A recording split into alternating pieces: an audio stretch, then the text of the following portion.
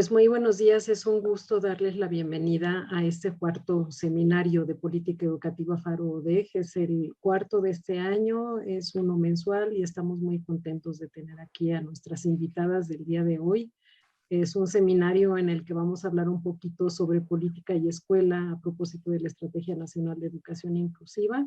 Y bueno, tenemos aquí a Leslie Serna, a Gabriela Tamés y también a la maestra Reina Cepeda, que nos va a hacer ahorita favor de introducirnos y presentarnos. También la doctora Arcelia Martínez Bordón, que nos acompaña también el día de hoy como coordinadora del seminario, y pues también la doctora Mercedes Ruiz.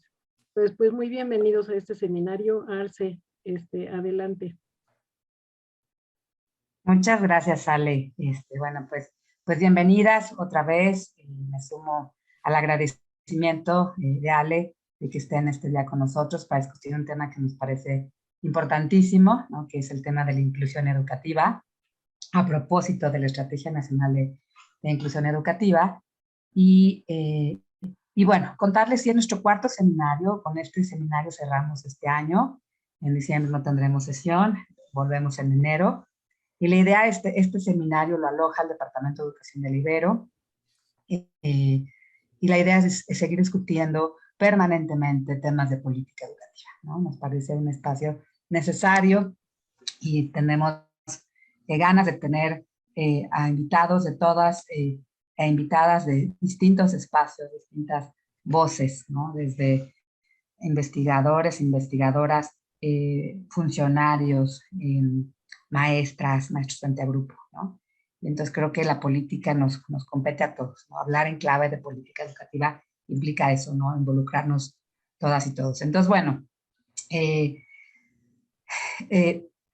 tenemos 3 conocedoras del tema de inclusión educativa, ¿no? Y justo a partir de su experiencia y trabajo de investigación, queremos reflexionar con ellas sobre las posibilidades que ofrece la Estrategia Nacional de Inclusión para avanzar en el acceso, en la permanencia, en los aprendizajes, en la participación de niñas, niños, adolescentes y jóvenes en nuestro sistema educativo nacional.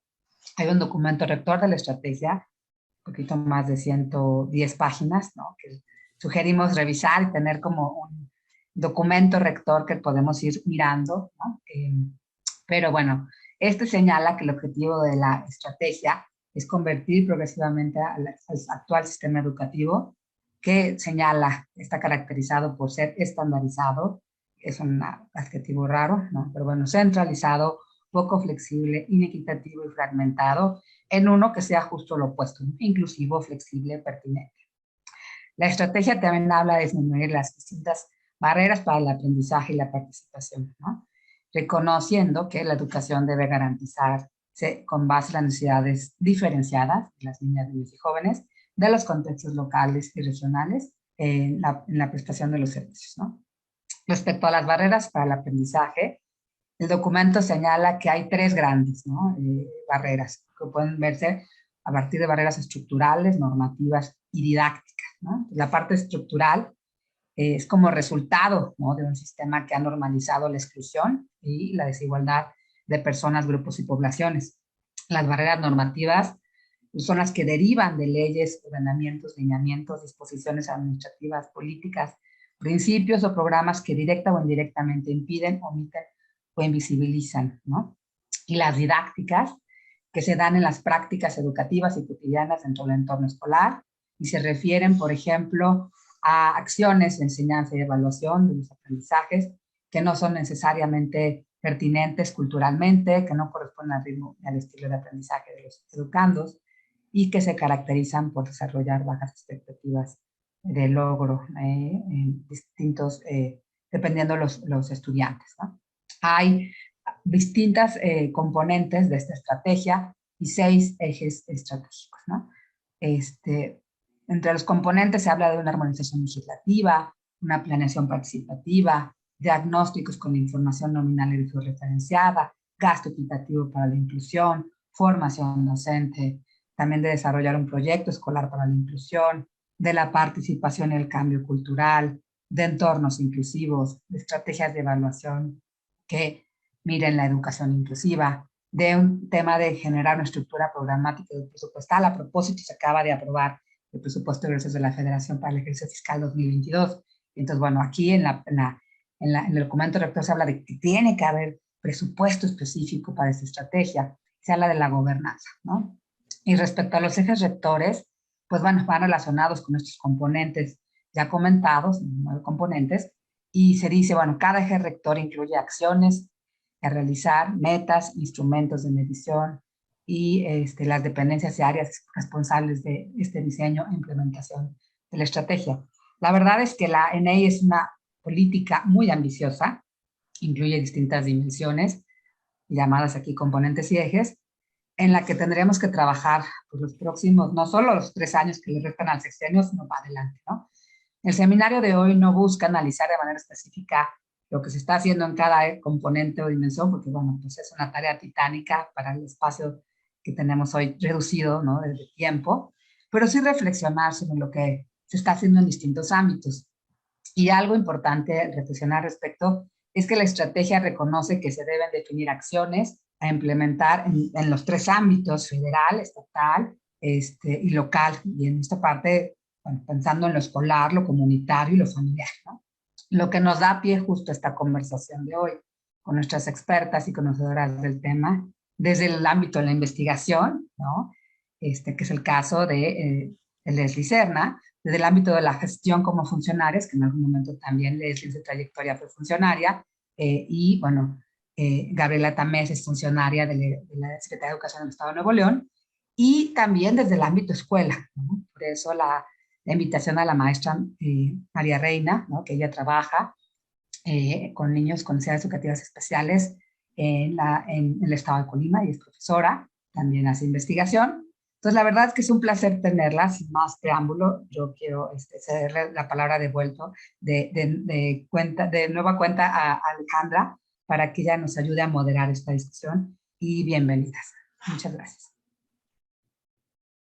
Muchas gracias, Arce. Pues sí, realmente bienvenidas a todas. Es un gusto tenerlas aquí. Como dice Arce, es tan importante ver desde estos distintos niveles esta política de educación inclusiva para brindarnos un poquito de luz desde estas distintas posturas y posiciones y prácticas, ¿no? Entonces, bueno, pues vamos a comenzar con este diálogo y esta charla del día de hoy. Y vamos a comenzar con Leslie Serna. Ella es doctora en educación social, es integrante de la Red de Mujeres Unidas por la Educación y en el sector público fungió como subdirectora general del Instituto Mexicano de la Juventud. Colabora con Valora Consultoría desde 2003, donde se ha dedicado a la evaluación de intervenciones educativas, así como a la investigación de temas diversos, pobreza y educación, abandono escolar y tecnología educativa, entre otros. También ha participado en diversas iniciativas de formación docente y de contenidos educativos sobre adolescencia y juventud, formación cívica y ética y educación socioemocional. Por encargo de la UNESCO, elaboró un diagnóstico para identificar poblaciones vulnerables, barreras para el aprendizaje y la participación, así como los programas y recursos públicos destinados a la atención de dichas poblaciones. Y ella nos va a platicar un poco sobre un estudio que hicieron a nivel nacional sobre esta Estrategia Nacional de Educación Inclusiva. Leslie, adelante, tienes 20 minutitos y como quedamos unos 5 antes, yo te aviso. Excelente, muchas gracias. Pues muchas gracias a la Ibero por invitarme a este seminario. Es con colegas, con amigas, y lo siento como una conversación en casa porque además soy egresada de la Ibero y me alegra mucho poder estar conversando con personas que todavía están ahí construyendo. Voy a compartir pantalla.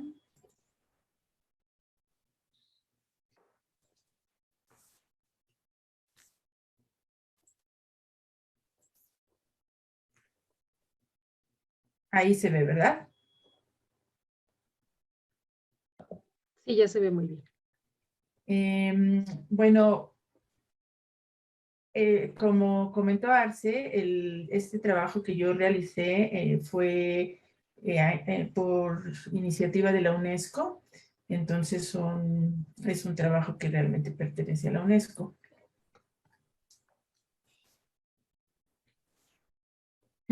Rápidamente, porque Arce ya introdujo el tema de la NEI, me gustaría comentar esta estrategia. Efectivamente, es una estrategia muy ambiciosa. Creo que, no sé si Gaby va a hablar un poco de ello también, porque Gabriela Tamés fue hasta hace poco tiempo funcionaria de la Secretaría de Educación Pública y participó de lleno en la elaboración de la estrategia. Entonces, no solo la conoce, sino que es autora. Pero bueno, a mí me parece que es un muy buen documento. El que está publicado por el Senado es una versión. Hay ahora una versión más nueva y actualizada, y con algunos elementos en los que se profundiza y se detalla más sobre los pasos a seguir, que desafortunadamente no está publicada todavía, pero que deja ver una visión muy, muy articulada entre la concepción de la educación inclusiva, que a grandes rasgos está aquí resumida, ¿no? Como un proceso transformador basado en el derecho a la educación, que respeta, valora y fortalece la diversidad, que elimina cualquier forma de discriminación, que responde con equidad a todos los educandos y que implementa acción para prevenir y reducir las barreras de aprendizaje. Y esto es un concepto que se incorpora de manera muy importante, ¿no? El tema de las barreras de aprendizaje como algo, limitaciones que no están en los estudiantes por ser indígenas o por ser pobres o por tener discapacidad o por ser mujeres, sino que son barreras que están externas al estudiante, en la escuela, en la estructura y que dificultan su proceso, ¿no? En la nueva versión de la NEI realmente existen muchas clasificaciones de las barreras en distintos trabajos, estudios, aproximaciones, pero al final en la nueva versión de la NEI en realidad se plantean 4, ¿no? Yo creo que las estructurales se separaron en culturales y materiales, y las normativas se dejaron como normativas, y las barreras didácticas. Entonces, es bien importante porque tenemos muchos años en el sistema educativo hablando de equidad y teniendo como propósito atender el tema de equidad. Y equidad está relacionado con este tema de la inclusión. De alguna manera, al clasificar estas, en primer lugar, al enunciar las barreras y después al clasificarlas, se está dirigiendo la atención muy claramente a los aspectos que dificultan la equidad y sobre los cuales tendríamos que estar trabajando, ¿no? Tal y como dijo Arce, la estructura de la NEI tiene principios, ejes estratégicos, ejes rectores, y algo muy interesante es que tiene 67 líneas de acción que ya son medidas muy concretas que se proponen con metas, con instrumentos de medición, con áreas responsables, que bueno, si realmente se lleva a cabo, pues esto sería una política pública que no solo queda como una buena definición, sino con líneas de acción muy concretas. Y los ejes rectores que ya mencionó Arce, pues son estos 6 que cubren toda la gama, digamos, de aspectos que deben ser atendidos. En este marco de elaboración de la NEI, la UNESCO estuvo colaborando para trabajar en esta estrategia, y ofreció como un apoyo elaborar un diagnóstico de barreras para el aprendizaje, la participación, las políticas y el presupuesto para su eliminación. Y es el trabajo que yo hice. Es un trabajo pues amplio, de alrededor de 150 páginas, que tuvo como objetivo discutir los desafíos metodológicos de elaborar un diagnóstico inclusivo, porque desde la misma aproximación para elaborar un diagnóstico inclusivo se presentan problemas, ¿no? Porque normalmente la información sobre equidad que produce la SEP o que producía el INE, pues está estructurada por poblaciones vulnerables, ¿no? Para estudiantes de escuelas indígenas, de escuelas comunitarias, etcétera. Pero eso deja fuera o puede dejar fuera a una importante parte de la población. Entonces hay un poquito de discusión de estos problemas. Acotar poblaciones vulnerables y causas de exclusión, identificar brechas de rezago, identificar brechas de grupos vulnerables que están dentro del sistema educativo, reconocer las exclusiones que no se miden pero existen, visibilizar grupos vulnerables fuera del aula, sistematizar información sobre las barreras, identificar programas y la evolución de sus presupuestos. Hicimos también una encuesta con autoridades educativas estatales para ver cómo están abordando el tema de la inclusión y tocamos rápidamente algunos otros temas como la educación inicial, la educación superior y el impacto del COVID. Entonces, esperamos que en enero o febrero esté publicado este documento y lo que yo ahora voy a presentarles pues son unas cuantas ideas, ¿no? Sobre lo que encontramos. Las fuentes que trabajamos, eso fueron las que producen el Coneval, el INEGI, lo que hacía el INE, lo que produce la SEP, Mejoredu, CONAPRED, entre otros. Y aquí pues tenemos temas importantes sobre la información de los que voy a comentar un poquito adelante. No voy a decir todo lo que encontramos, pues porque son cifras y cifras y cifras y cifras, que incluso es difícil como reducir en una lámina, pero bueno, como un ejemplo, sobre todo para decir de qué estamos hablando, es que este dato, por ejemplo, ¿no? El rezago educativo en 2020 equivalía al 19.2% de la población. Sin embargo, este rezago no se distribuye igual en toda la población. En 2018, por ejemplo, las personas con discapacidad tenían un rezago de 46.9%. Aquí vemos una diferencia impresionante entre el 19.2% de la población en general y el de las personas con discapacidad. Mientras que 14.5% de las poblaciones sin discapacidad se encontraba en la misma situación. La población indígena tenía un rezago de 31.1%. Además, las entidades también se distribuye el rezago de manera desigual. Chiapas, Oaxaca y Michoacán con los porcentajes más altos, ¿no? O otro indicador, los habitantes de 15 años y más tienen 9.7 grados de escolaridad en promedio, pero esto no sucede igual en las distintas poblaciones. Quienes viven en localidades de menos de 2.500 habitantes tienen 3 años de escolaridad menos que los que viven en localidades más grandes. Las personas con discapacidad tienen casi 3 años menos de escolaridad. Las mujeres indígenas casi 4 años menos de escolaridad que las mujeres no indígenas. Y también esta distribución es desigual en los estados de la República. Y bueno, diferencias de aprendizaje, pues no pongo aquí los datos, creo que en general quienes estamos en el tema de educación, las conocemos, ¿no? Sabemos que hay, pues, diferencias, un abismo, ¿no? Muy importante entre las escuelas comunitarias y las privadas, entre hablantes de lengua indígena y no hablantes de lengua indígena, entre escuelas multigrado y organización completa, urbanas, rurales, por marginación. O sea, realmente los resultados de aprendizaje hasta donde se midieron, ¿no? Por el INE, pues reflejan una distribución de los resultados muy desigual.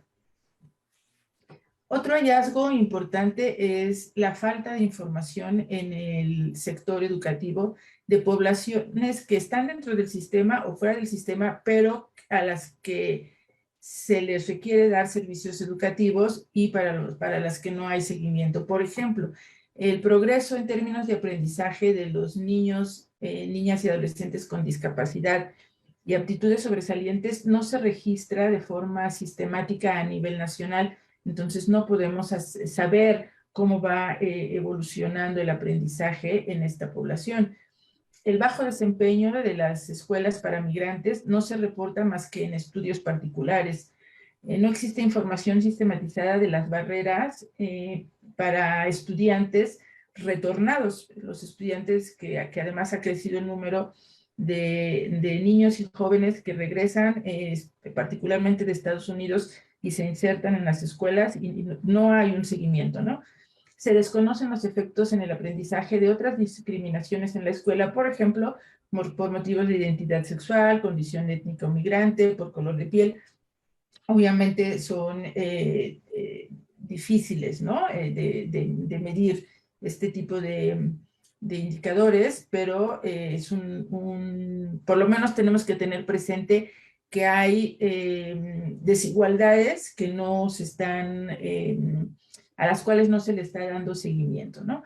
Los campamentos de migrantes internacionales y de desplazados carecen de servicios educativos y pues obviamente no tenemos mucha información ahí. Existe poca información también sobre la atención educativa de adolescentes en conflicto con la ley, ya sea que estén en un centro en un centro o que estén externos, pero no hay un reporte detallado de su evolución educativa y tampoco de los niños pequeños de 3 años que viven con sus madres en las prisiones. Y bueno, además ahora tenemos pues, ausencia de información en general, porque la información que actualmente con la que contamos es la que produce la Dirección General de Planeación de la Secretaría de Educación Pública, que es muy general, no se desagrega en grupos, algo que sí hacía el INE con sus estudios y con lo que ahora ya no contamos. Entonces, comento un poquito lo que hicimos para detectar las barreras, para sistematizar las barreras para el aprendizaje y la participación. En el trabajo que nosotros hicimos no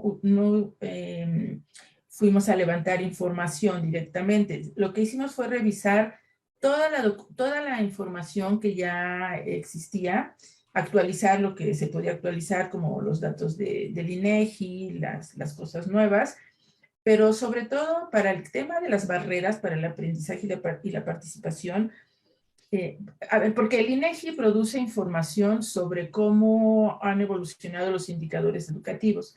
La SEP produce información sobre algunos resultados por escuelas o por tipos de escuela, pero para revisar cuáles son las barreras de aprendizaje y participación, sobre todo lo que nosotros hicimos fue revisar el material del INE. Y especialmente todo lo que se elaboró en el área de directrices, que aquí Arcelia pues, nos podría platicar más sobre ello. Para elaborar las directrices, que eran las orientaciones que el INE daba a la Secretaría de Educación Pública, hay directrices para muchos temas, para educación media superior, para escuelas multigrado, para poblaciones indígenas, etcétera. Para elaborar estas directrices, el INE hacía muchos estudios muy profundos y detallados que encargaba a investigadores con distintas fortalezas, de manera que se tenía un panorama muy, muy detallado de lo que estaba sucediendo con esa población. Esa revisión nos permitió a nosotros poder identificar las barreras. Y eso es lo que es muy valioso de la información, porque enunciamos las barreras materiales, por ejemplo, pero para poder saber si los programas están atendiéndolas y si se está evolucionando en su solución, pues tenemos que tenerlas muy precisas. Entonces, con la información que encontramos del INEP, sobre todo en esta parte de las directrices, construimos unos cuadros. Este es un ejemplo reducido de las barreras materiales para cada uno de los sectores, ¿no?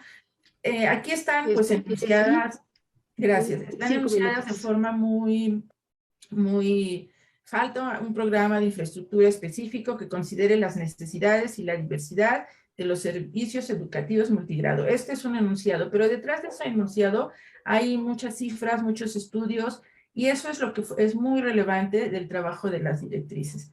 Este es el cuadro, por ejemplo, de las barreras materiales. Este es un cuadro sobre los desafíos didácticos que también pudimos extraer de estas investigaciones, ¿no? Por ejemplo, una barrera didáctica es la baja relevancia de la interculturalidad en el currículo nacional. Pero esto tiene un sustento, no solamente es una idea que a mí se me ocurrió, que a alguien se le ocurrió, sino que tiene un sustento en todas las investigaciones a detalle que realizó el INE. Estos son desafíos normativos, porque igual hablamos de hay que hacer cambios normativos y demás, pero ¿cuáles? ¿Dónde están? Pues aquí están identificados, ¿no? Por ejemplo, existe poca coordinación intersectorial para favorecer la eficacia de la acción gubernamental en los contextos de mayor vulnerabilidad social, alta rotación de personal en escuelas multigrado. Y así para cada uno de los casos, aquí también está reducido. Como parte del estudio también elaboramos un análisis de los presupuestos. Y pues aquí encontramos algo triste, ¿no? Que es que entre 2018 y 2021 los presupuestos se han reducido de manera realmente importante. Los presupuestos que en programas que identificamos que beneficiaban directamente a poblaciones vulnerables. Y los únicos dos que tienen un incremento del presupuesto es La Escuela es Nuestra, que es pero que tiene un pequeño problema, que es que no hay reglas de operación. Entonces, eso pues es una dificultad. Y las becas universales para estudiantes de educación media superior, que desde luego son una buena iniciativa, pero al tener esta visión de que las barreras son muy diversas y muchas están en la escuela, o sea, pues nos queda claro que la beca ayuda a solucionar parte de los problemas de las familias, pero no resuelve los problemas de las barreras para el aprendizaje que están en la escuela. Ninguno. Ahí se requieren otro tipo de intervenciones. Esta es una gráfica del presupuesto que se dedicaba específicamente al programa para la inclusión y la calidad educativa, y podemos ver pues un descenso muy, muy triste, ¿no? Entonces, algunas prioridades hacia 2030, bueno, esta 2030 porque es para cuando está planteada los avances sobre educación inclusiva y la agenda de la UNESCO, pues colocar a la ENEI en la federación, en los estados y en las comunidades escolares, dar pasos hacia un modelo de gobernanza inclusiva, promover los diagnósticos y el seguimiento en los 3 niveles, introducir criterios inclusivos para aprobar y evaluar presupuestos, programas e intervenciones educativas, apoyar a las escuelas en el territorio para afrontar las barreras, especialmente desarrollar didácticas para la diversidad. Y pues esas son las aportaciones que puedo hacer por el momento. Muchas gracias. Muchísimas gracias, Leslie. Pues justo a tiempo, mira, terminaste hasta un minutito antes. Muchísimas gracias. Y bueno, pues ya realmente se antoja muchísimo leer todo el documento completo porque se ve que tiene un cuidado desde su elaboración, desde su diseño del propio documento y de la investigación. Y pues sí, me quedo con esta parte de también hacer esta revisión de cuáles son las barreras normativas, ¿no? Que a veces pasamos muy por alto, pero que es indispensable para poder hacer todo lo demás. Muchísimas gracias, Leslie. Y pues pasamos entonces ahora con Gabriela Tamés. Ella es licenciada en Comunicación Humana por el Instituto Nacional de Rehabilitación de la Secretaría de Salud, con diplomados en Igualdad de Género y Derechos Humanos por el Instituto Mora, Educación Sexual Integral por la Flaxo y en Intervención en Políticas Educativas por el CIDE. Del 2002 al 2021 ocupó diversos cargos en la Secretaría de Educación Pública en el diseño curricular de planes de estudio de las licenciaturas de las escuelas normales, en el diseño curricular de los planes de estudio de educación básica 2011 y 2017, y coordinó del 2008 al 2013 y del 2017 al 2021 el Programa Nacional de Educación Especial. Del 2013 al 2021 también ocupó el cargo de directora de fortalecimiento curricular en la Dirección General de Desarrollo Curricular. Ha sido representante de México en foros internacionales organizados por el Fondo de Población de las Naciones Unidas, la UNESCO, el Centro Regional Perkins International para Personas con Discapacidad Visual y Sordoceguera, el Programa de Liderazgo para Visitantes Internacionales de la Oficina de Asuntos Educativos y Culturales del Departamento del Estado de los Estados Unidos. Actualmente labora en la Secretaría de Educación del Estado de Nuevo León. Y bueno, pues es un gusto tener aquí a Leslie, que está ahora también trabajando el tema de inclusión desde su ámbito local. Y pues bienvenida, Leslie. Si nos puedes platicar en 15, perdón, Gaby. Gaby, me quedé con Leslie en la cabeza. Gaby, si nos puedes platicar, por favor, en 15 minutos más o menos, qué es lo que están haciendo ahora en el ámbito local. Claro que sí. Permíteme porque voy a compartir. Eso me ayuda a... ¿Me escuchan? Sí, muy bien. Sí, perfecto. Voy a subir el volumen. Bueno, lo que les quiero compartir es como un poco transitar entre en lo que me tocó participar cuando se definió la Estrategia Nacional de Educación Inclusiva y cómo está en el corto tiempo que tengo ahora en una gestión local, como es el Estado de Nuevo León, cómo esta se puede ir aterrizando o se puede ir visualizando. ¿Qué es lo que nos llevó a construir una Estrategia Nacional de Educación Inclusiva? Y lo hablo a nivel de país, nación, ¿no? Ciudadanía. Pues definitivamente fue el impulso o la inercia en la que las políticas públicas están montadas, digamos, desde hace mucho tiempo y que apuntan hacia un mayor reconocimiento hacia la diversidad, es decir, que lo vemos cada vez más presente. Reconocemos además que la educación es un derecho, reconocemos el principio pro persona, ¿no? Las personas ante todo son el centro de cualquier política educativa o social, y que la educación obviamente es un detonador de toda la transformación que queremos impulsar en el país.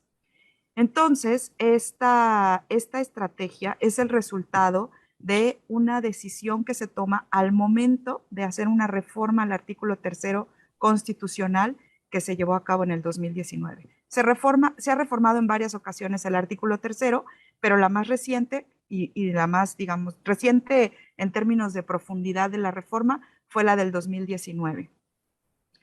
En ese momento, lo que se decide es que en la redacción del artículo 3º, que digamos que es como el marco normativo más abarcativo que tenemos en términos educativos a nivel nacional, se determina que es importante hablar de aspectos como la inclusión y como la equidad, del reconocimiento a la diversidad.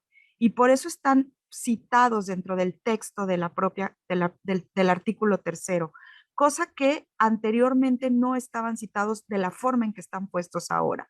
Entonces creo que quienes promovemos y quienes creemos que es importante impulsar la inclusión en cualquier ámbito social, tenemos que inmediatamente tenerlo identificado y saber que cuando hablamos de inclusión no es un asunto de moda o de ocurrencia o de que solamente está porque está etiquetado en un programa o le corresponde a cierto agente educativo dentro del sistema educativo, sino que es un asunto que viene desde la propia definición de lo que creemos que es la educación. De hecho, está marcado como parte de los criterios que definen la educación de nuestro país. Entonces, por eso es que señalé aquí en la presentación que a partir de esta definición de un nuevo artículo 3º, se propone que exista una estrategia nacional de educación inclusiva.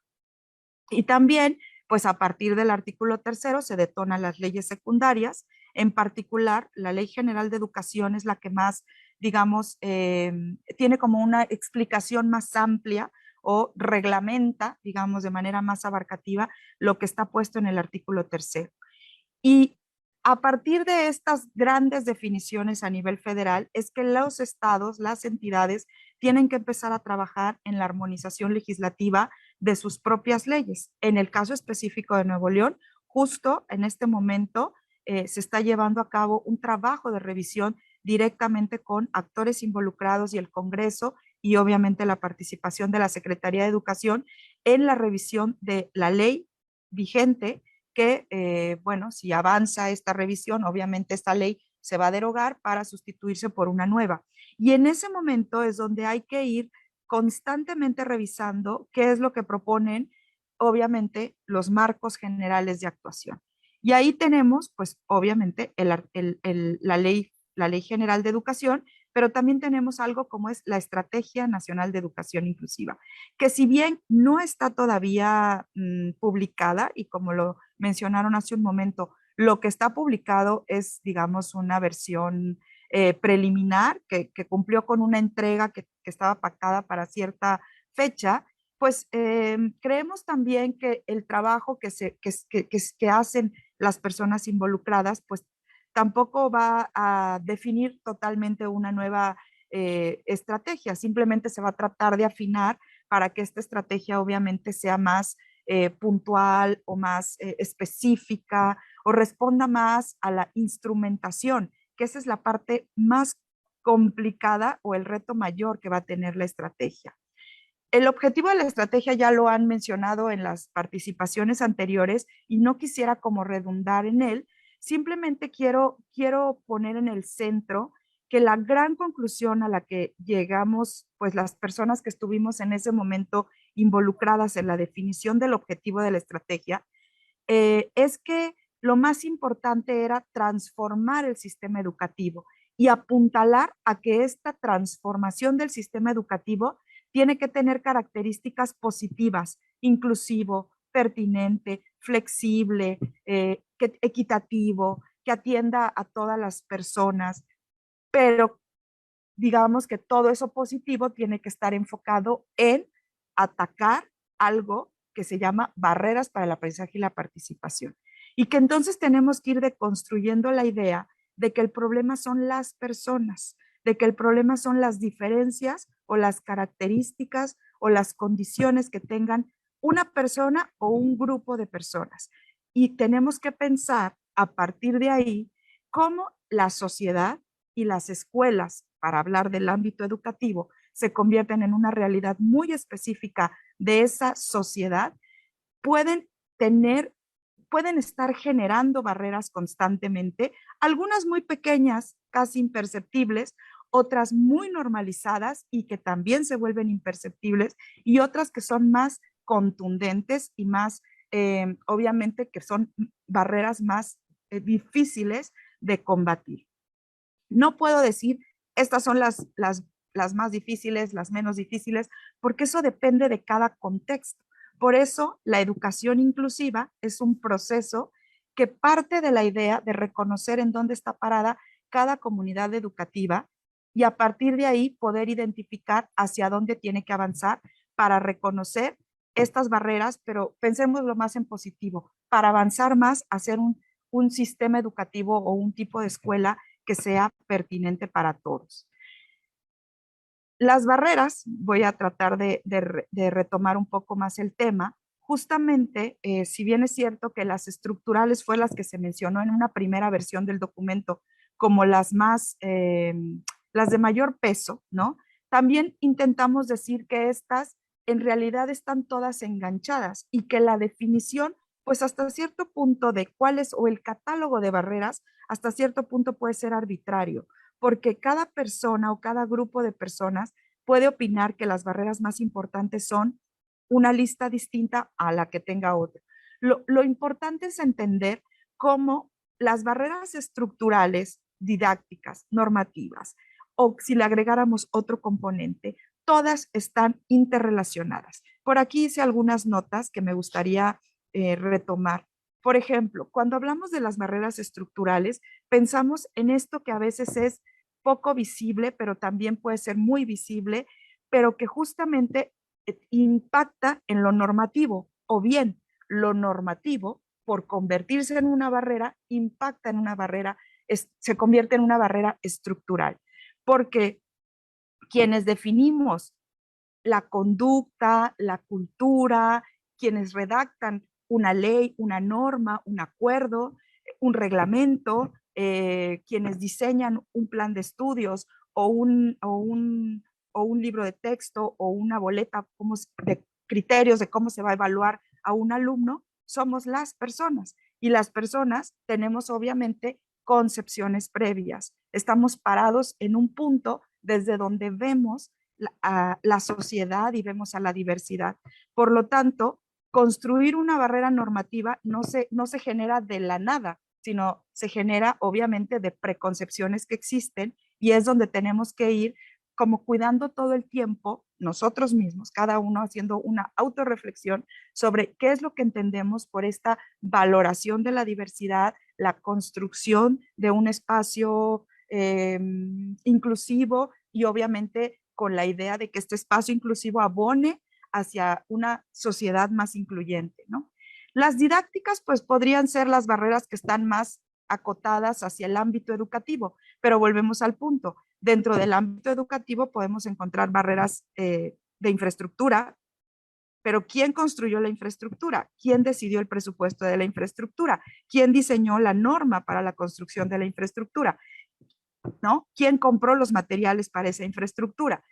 Pues somos las personas, y entonces esas personas a lo mejor no tuvieron la información suficiente, o tenían buenas intenciones y la información suficiente, pero no tenían una norma o un presupuesto que les permitiera poder hacer un cambio que pudiera permitir que la infraestructura fuera más accesible.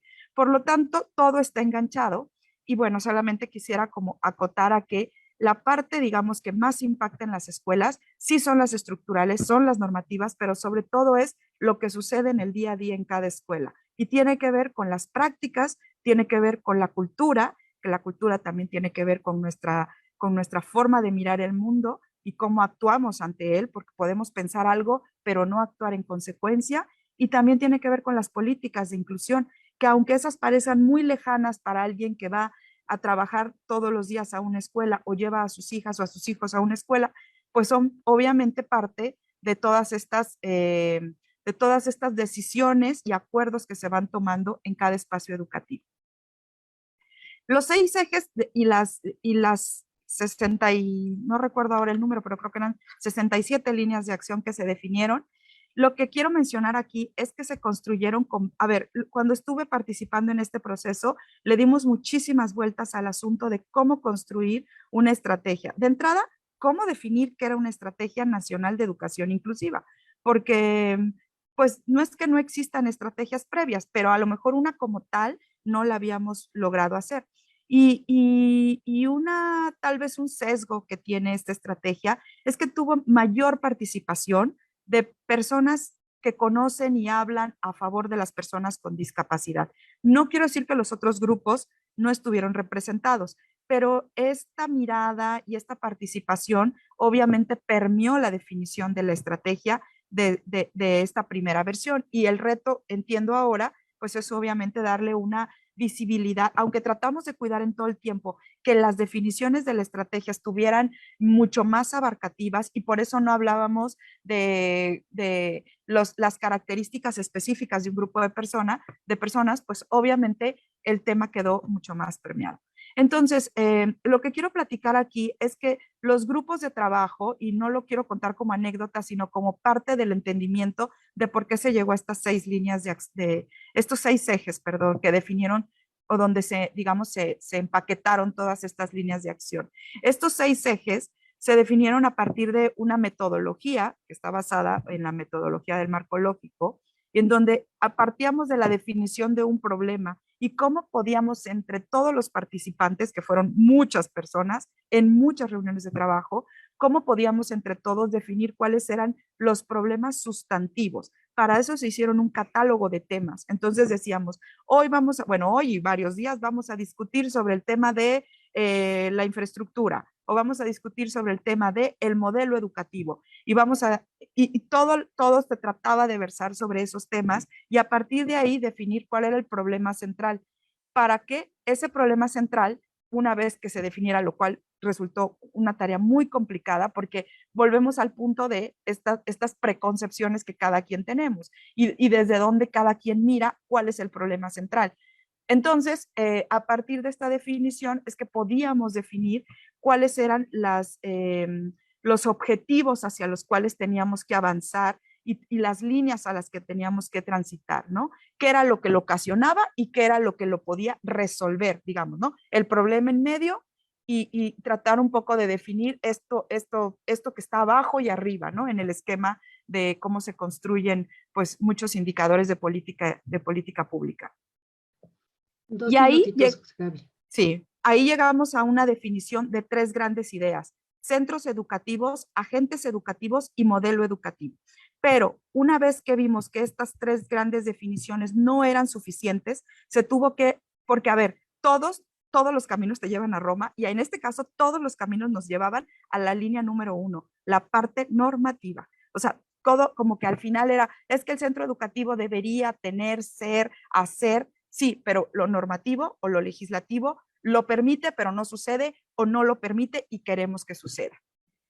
Si, finalmente, solo para cerrar y para acotarlo al ámbito en el que ahora estoy colaborando, en la administración actual de la Secretaría de Educación de Nuevo León se han definido 3 grandes principios rectores, digamos, que tendrían que regir o tienen que regir todas las decisiones de política educativa: la calidad, la equidad y la pertinencia. Y esto obviamente está totalmente basado en las ideas que están puestas desde el artículo 3 y en lo que creemos que es lo más importante para poder avanzar en una educación que obviamente responda a la diversidad de los grupos. Nuevo León tiene características muy específicas. No es México, pero al mismo tiempo tiene sus propias particularidades. Y así como sucede en Nuevo León, sucede en cada uno de los estados de este país. Y en este sentido, las grandes, digamos, los grandes retos de trabajo que tenemos adelante en este momento y a lo mejor parece que no está como muy asociado a la estrategia, pero al final de cuentas tiene que ver con la calidad y la pertinencia y la inclusión de todas las niñas, niños, adolescentes y jóvenes. Abrir las escuelas, recuperar los aprendizajes, pensando o partiendo del hecho de que estos meses de rezago de trabajo virtual nos han llevado a, seguramente en la mayoría de los casos, a tener una baja calidad de los aprendizajes y sobre todo atender aspectos socioemocionales de los educandos. Pues con esto concluyo mi participación. Muchas gracias. Muchísimas gracias, Gabriela. Qué interesante, la verdad, todo esto que nos estás compartiendo. Otra vez volvemos a esta dinámica de la normatividad y pues la didáctica y todas las estructuras que tienen que ver con esta inclusión, con esta equidad. Y pues sí, con la pertinencia a final de cuentas, ¿no? Que además es algo que se menciona bien poquito en educación básica al menos, pero que es súper importante recuperar ese concepto, ¿no? Entonces, la verdad que qué padre que lo están haciendo de esta manera. Y pues ojalá pues se acerquen también a los consejos técnicos escolares. Yo les sugeriría que descansen allí porque pues sí, eso es lo que yo he estado viendo que es indispensable, ¿no? Que los explotemos al máximo. Ok, pues muchísimas gracias, Gaby. Y nos vamos entonces ahora con la maestra Reina Cepeda, precisamente para que nos ilumine desde la escuela qué es lo que se está haciendo, qué es lo que se está trabajando. Ella tiene una experiencia laboral de ya 38 años de servicio en la SEP. Es profesora y directora de escuela primaria, maestra de grupo y de apoyo en educación especial en el servicio de CAM y de USAER, asesor técnico estatal en diferentes áreas y servicios, supervisora de educación especial, coordinadora de diversos programas y estrategias federales, subdirectora de la gestión y la calidad educativa a nivel estatal en la Secretaría de Educación de Colima, además de catedrática de nivel superior desde 1992 en Jalisco y Colima también. Su principal característica es la búsqueda de la calidad en la atención a la diversidad, la identificación y minimización de las barreras para el aprendizaje y la profesionalización de la educación especial. Actualmente se desempeña como catedrática de la Facultad de Ciencias de la Educación en la Universidad de Colima, directora de 2 servicios de USAER en educación especial, así como docente de apoyo asignada a una escuela primaria. Ella también participó en una publicación sobre las escuelas y la pandemia en Colima, con un texto sobre su experiencia de trabajo con niñas y niños con necesidades educativas especiales, y esto es lo que nos viene a compartir el día de hoy, precisamente en torno a este texto. Pues muy bienvenida, igual maestra Reina tiene 15 minutos, no sé si quiere que le dé un aviso de 2 minutos antes, no se toma tiempo. Adelante. Adelante, pues bienvenida, adelante. Bien, ¿sí se escucha? Sí, se escucha muy bien. Gracias. Bueno, mi participación va a ser básicamente platicadita, ¿sí? Data de experiencias que hemos venido vivenciando en cierto nivel educativo, muy concretamente con chicos con discapacidad, trastornos, etcétera. Primero que nada, quiero extender un saludo y reconocimiento a Arcelia Martínez Bordo, que es coordinadora del Faro Educativo, e igualmente a sus colaboradoras Mercedes Ruiz Muñoz y Alejandra Luna Guzmán, quien en este momento nos modera el trabajo. También saludo con aprecio a Gaby Tamés, hemos coincidido en diferentes espacios de trabajo, y por supuesto me honra también estar en este espacio con Leslie Serna. Mi agradecimiento al doctor Juan Carlos Yáñez Velasco y al maestro Rogelio Javier Alonso Ruiz, coordinadores del texto, justamente cuando enseñamos y aprendimos en casa la pandemia en las escuelas de Colima. En este texto relato experiencias de trabajo con alumnos que enfrentan barreras para el aprendizaje y la participación, y por supuesto, sin dejar de lado, de manera especial, quiero agradecer también al profesor Adolfo Núñez González, actual secretario de Educación y Cultura del Estado, por brindarme las facilidades para participar. Agradezco también a las personas que siguen la transmisión y a quienes se han ido sumando a poder estar aprendiendo en estos espacios. Me parece que los aportes que hace Faro Educativo son muy buenos y por ello les felicito. Ahora iría más concretamente a algunas cuestiones que tienen que ver con, en términos reales, qué se tiene que revisar, qué conocimientos, qué debemos saber específicamente de la comunidad educativa. Mucho de lo que aquí contempla esta experiencia viene acompañada de esos elementos que ya me mencionó Gaby Tamés y que en la investigación Leslie también retoma. Es decir, ¿qué es lo que tendríamos que hacer ante situaciones convencionales de trabajo, pero también ante situaciones excepcionales en este periodo de pandemia? Bueno, pues tuvimos que identificar primero, dentro de las cuestiones de comunidad educativa, cómo estaban los recursos y los elementos, ¿verdad? La ENEI, o la Estrategia Nacional de Educación Inclusiva, pues concreta la política con el trabajo en la escuela y es un gran reto a nivel internacional, aunque la ENEI esté en nuestro país, pero la inclusión y la atención a la diversidad son reto internacional. Contextualizando un poco la experiencia, esta se desarrolla en Colima Capital con alumnos que enfrentan barreras para el aprendizaje y la participación social bajo la condición de discapacidad, decía yo hace un momento, trastornos, problemas e incluso situaciones de carácter socioemocional. Esto de alguna manera hace un juego entre las políticas, la cultura y las prácticas, porque como bien decían, las políticas existen, las políticas están, pero en qué momento se retoman, se le da vida y en qué momento estas nos llevan a considerarlas como práctica y que sean parte o formen parte de la cultura. Esto, sin decirlo, se vive en lo cotidiano. Esto se traduce en lo que las escuelas hacen o dejan de hacer. Esto se vivencia en las aulas, también con lo que hacemos o con lo que no hacemos, ¿verdad? Y bueno, la interrogante era ¿qué hacer? Y aquí básicamente, como respuesta en términos generales, con toda la población estudiantil y en particular con esos chicos que requieren de grandes apoyos o que venían recibiendo ciertos apoyos y que ante una situación de cambio, ¿qué fue necesario? ¿Qué nos hizo pensar? ¿Hacia dónde nos llevó? ¿Cómo de pronto pasamos de la sorpresa a la acción en este terreno, ¿no? Bueno, pues lo primero fue un cambio de paradigma. Nos paralizamos brevemente, creo, ante la situación de un nuevo reto, ¿verdad? Y ahora, ¿cómo? La escuela se cierra y ahora, ¿cómo llevar la escuela?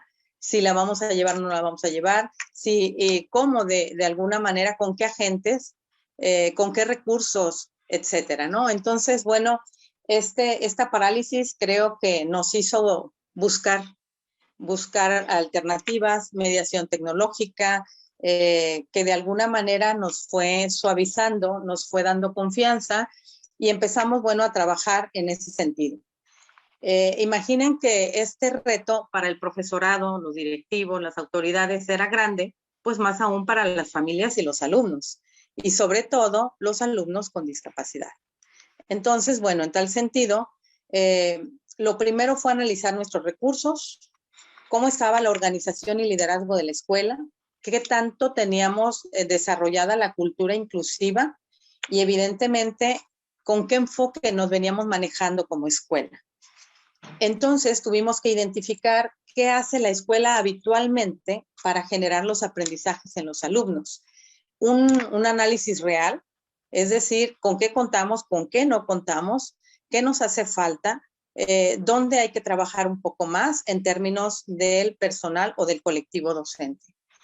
Para irnos aproximando pues prácticamente al trabajo conjunto de prácticas inclusivas ante el nuevo reto, ante el nuevo escenario nunca antes vivido. Yo hablaba de la cantidad de años en la experiencia laboral y por supuesto que he vivido muchas experiencias distintas en diferentes funciones, pero nunca ninguna como esta.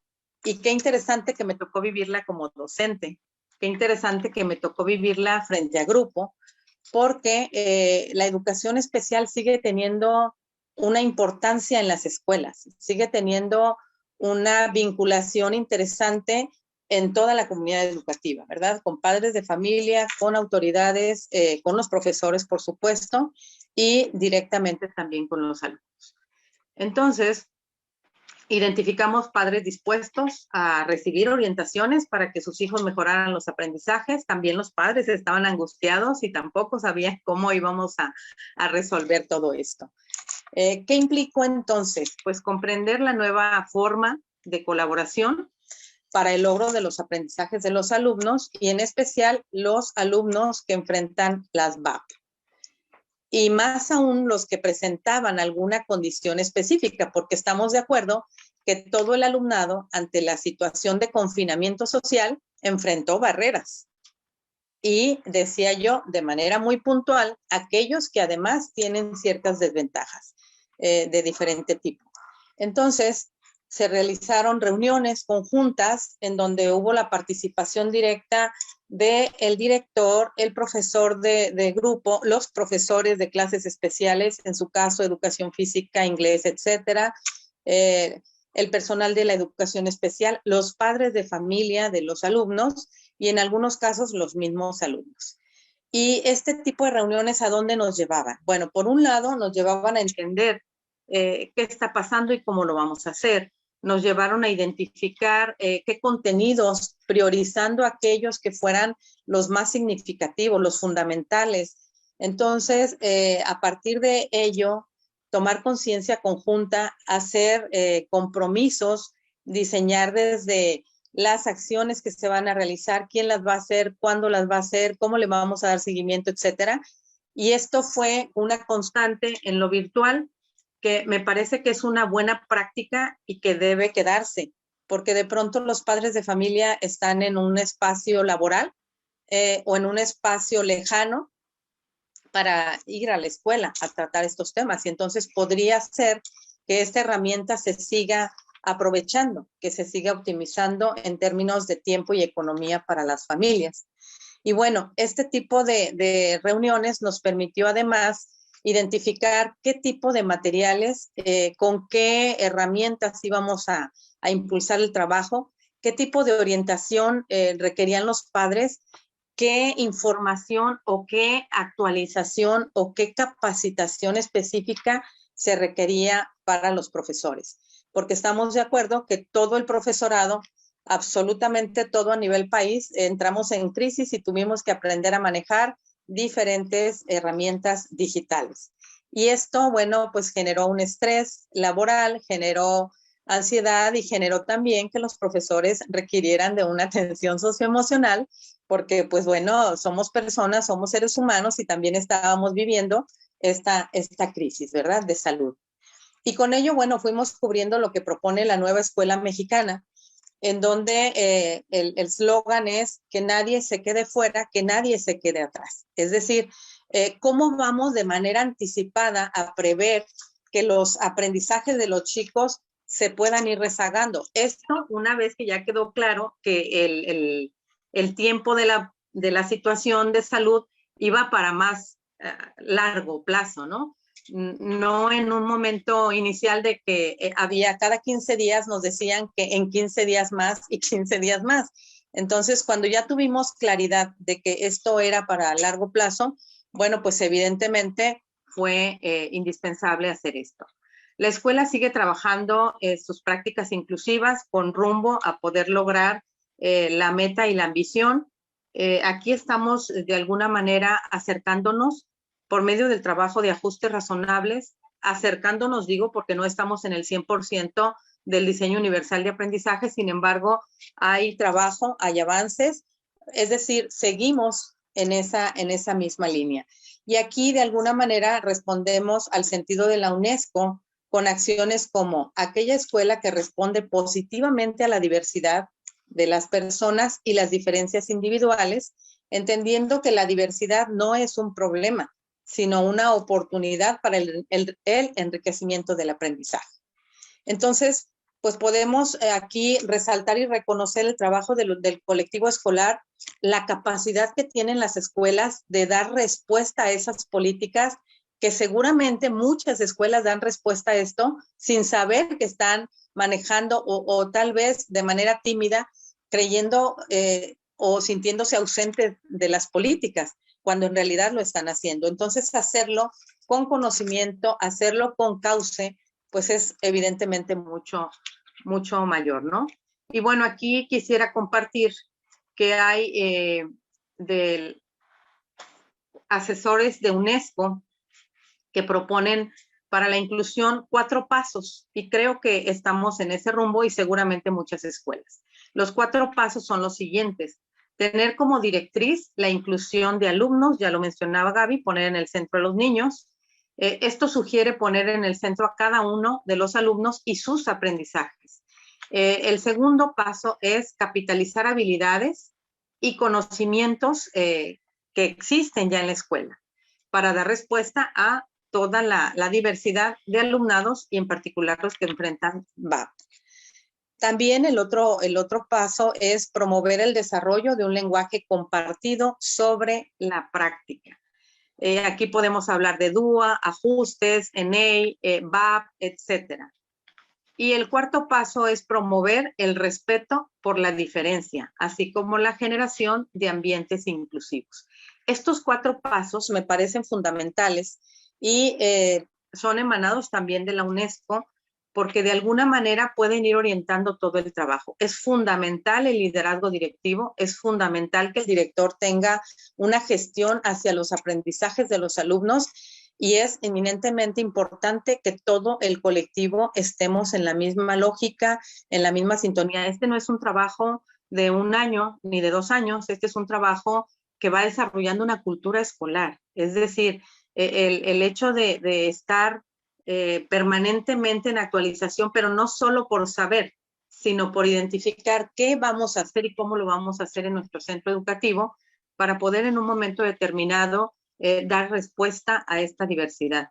En la parte intersectorial de la ENEI se habla, bueno, de que las instituciones se vinculen, que se aprovechen, que se optimicen los recursos. Y en ese sentido, la escuela también ha buscado respuestas en otras instituciones para poder atender el atraso escolar generado por estas circunstancias o el atraso escolar que incluso ya veníamos trabajando en el programa escolar de mejora continua. Es decir, esto que estoy comentando, si está organizado, si está estructurado, si tiene objetivos, si tiene metas, si tiene forma de evaluar y que además tengamos una cultura de evaluación con una mentalidad abierta a que podamos dar seguimiento, se realizó, no se realizó, no es suficiente, sino en qué parte cualitativa o cómo vamos, en una cuestión estimativa, qué tanto nos estamos acercando, pero además con instrumentos que nos permitan valorarlo, con instrumentos que nos permitan objetivar esos resultados. Entonces, bueno, pues por lo pronto la experiencia me parece que fue muy formativa, de muchísimo aprendizaje, y esto evidentemente nos dejó un reto mayor. Es decir, ok, termina la pandemia, ahora vamos a la presencialidad. ¿Qué de lo que nos dejó esa crisis de salud nos sigue siendo de beneficio? ¿Qué seguimos incorporando? ¿Con qué nos quedamos? Por ejemplo, la mediación tecnológica, pues evidentemente va a seguir permeando. La vamos a seguir utilizando. Hace un momento, por ejemplo, me decía un alumno que presenta aptitudes sobresalientes. Maestra, ¿puedo seguir? ¿Puedo entrar yo a ver esta participación y demás? Claro que sí, está abierto al público. Entonces, ¿cómo de pronto los chicos se van sumando, se van enterando, se van incorporando? Y esto es gracias a que esta crisis nos permitió nuevos aprendizajes, nuevas herramientas que seguramente no solo los papás, los alumnos, los profesores, las autoridades, pues debemos seguir capitalizando, ¿verdad? En términos muy generales, esa es la experiencia. Gracias. Okay. Pues justo.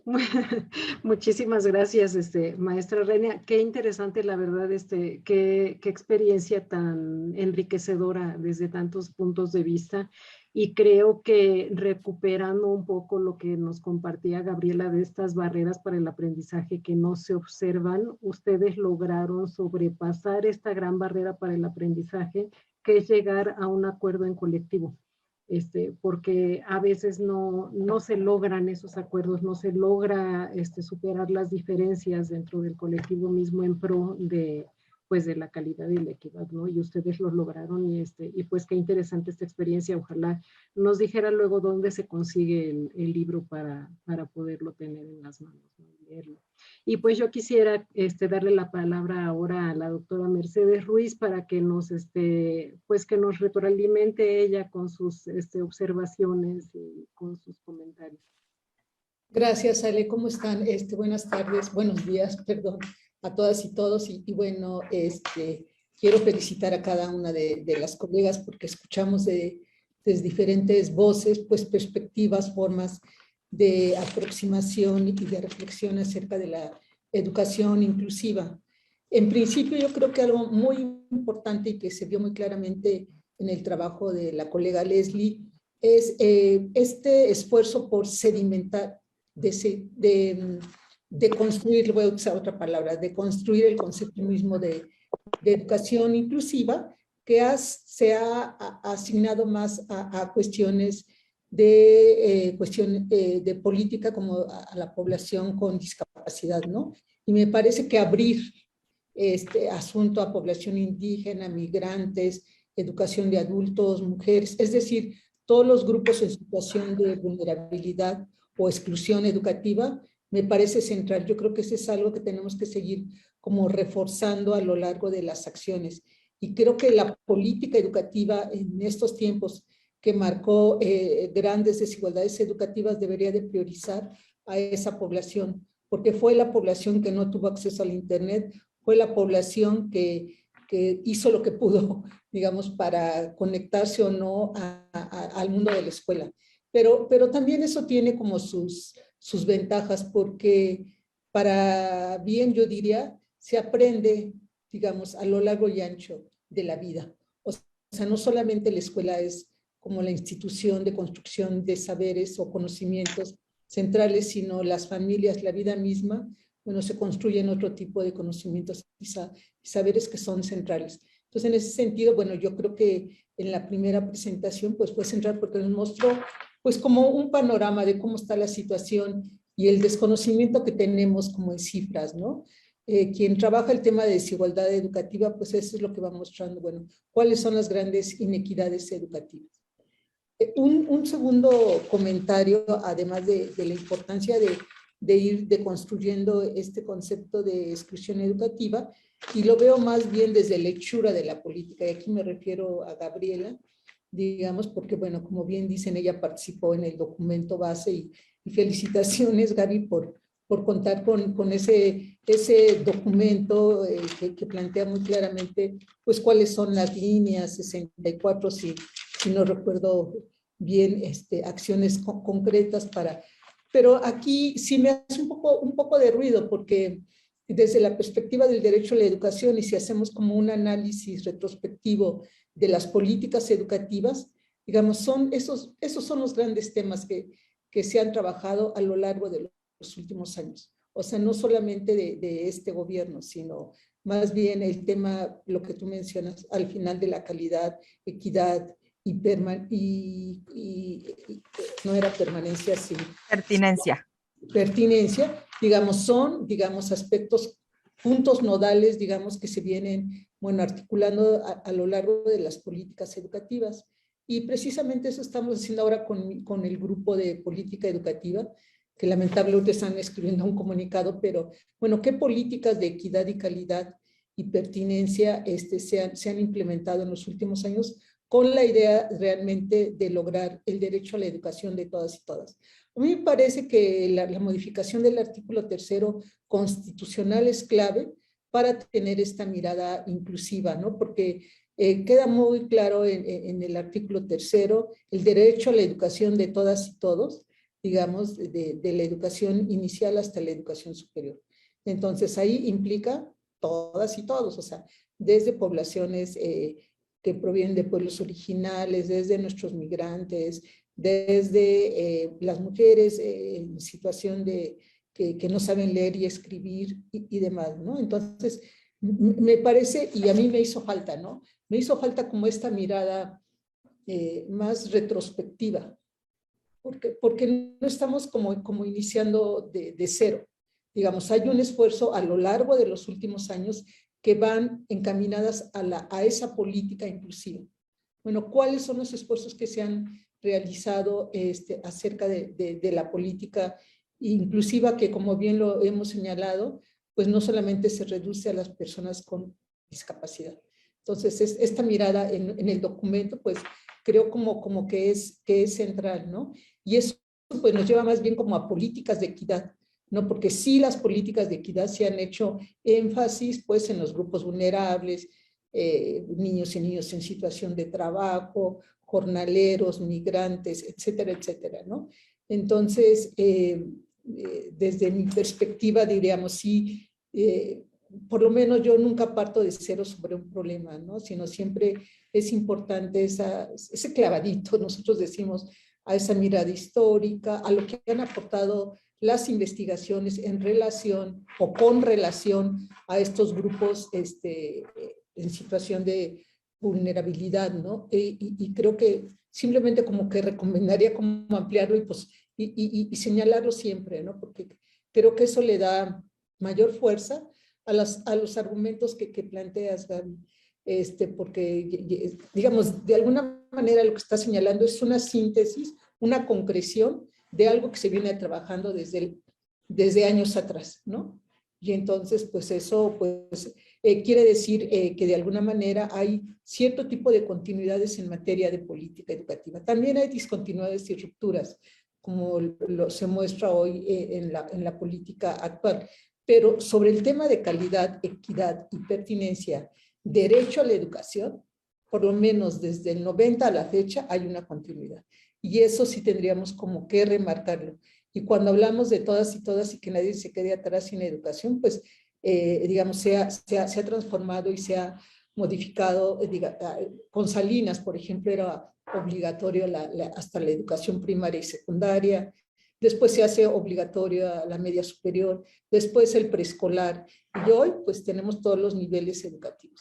Entonces yo creo que al hablar de todas y todas, pues estamos hablando de todas y todas, ¿no? Cualquier persona que está en la edad correspondiente para estudiar. A pesar de todo eso, digamos, el derecho a la educación y la inclusión educativa sigue siendo una tarea pendiente.